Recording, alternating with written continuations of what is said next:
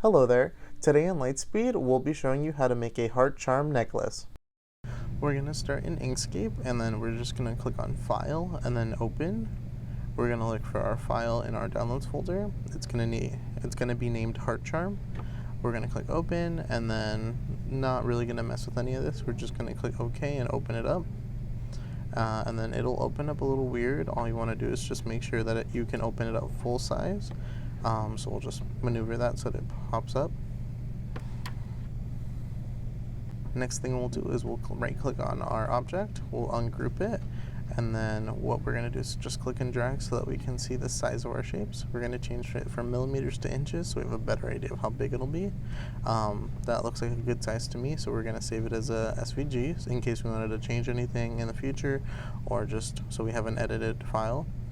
We're going to save it as Heart Charm Necklace, and then we're going to click Save.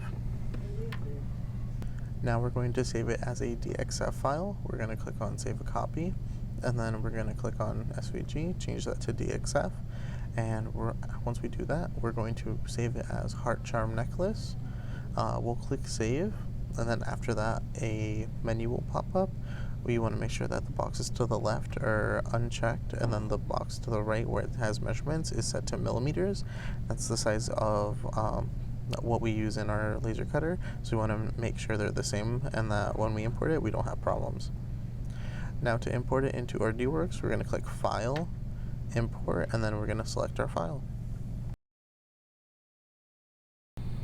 Once we import it into RDworks, we're going to double check to make sure everything is alright, and then we're just going to get rid of the other two that we didn't want. I went with a bigger one on the right, and then we're just going to double check to make sure all the settings are correct. Your settings should be 15 for speed, processing mode cut, and then for minimum maximum power should be 50-50 or something similar to that. Once you've previewed your laser cut and the path it'll take, what we're going to do now is we're going to exit out of that. We're going to go to Save to U file, and then we're going to save it by giving it a short name. You can save it to a flash drive or a computer, and then we'll move on to the next step. With our U file saved to our flash drive, what we're going to do is we're going to plug that flash drive into the machine, and we're going to hit enter on U disk. We're going to hit enter on read U disk, and we're going to use the arrows to go up and down and look for our file. If it's too long, it'll get cut off. Once we find it, what we're going to do is we're going to slow down to it, and then we're going to have that highlighted, press the right button, push down, hit save to memory, hit escape, and then it should pop up on the laser cutter memory. We're going to hit enter on that and just verify everything's alright. Once we've set up our file and we've hit start, it'll just cut out our file and you'll get your charm soon enough.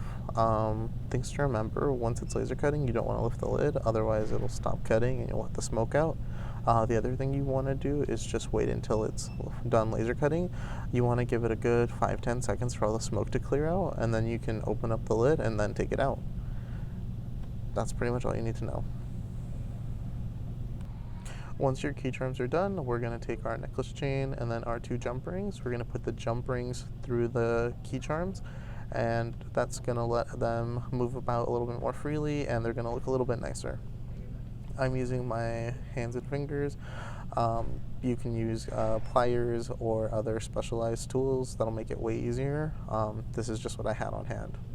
And now that we've finished putting the charms and the jump rings together, we're going to run the chain through the jump rings, and now you have your own heart charm necklace.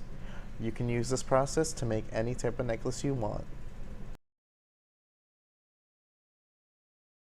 Thank you for joining us in Lightspeed. Be sure to stop in the next time you visit the Ontario City Library.